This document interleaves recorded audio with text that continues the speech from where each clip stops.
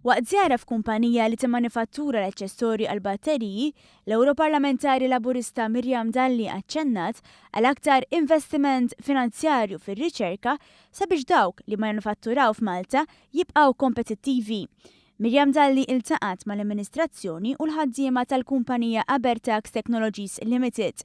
Din il-kumpanija tesporta l-aċċessorji tal-batteriji li jintużaw vetturi elettriċi fost l-oħrajn.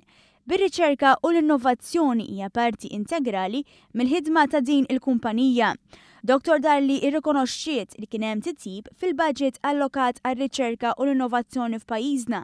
Iżda saħqet li hemm ħafna iżjed xi jsir kif l-investiment f'dan is-settur jammonta għal inqas minn 1% tal-prodott domestiku gross ta' pajjiżna.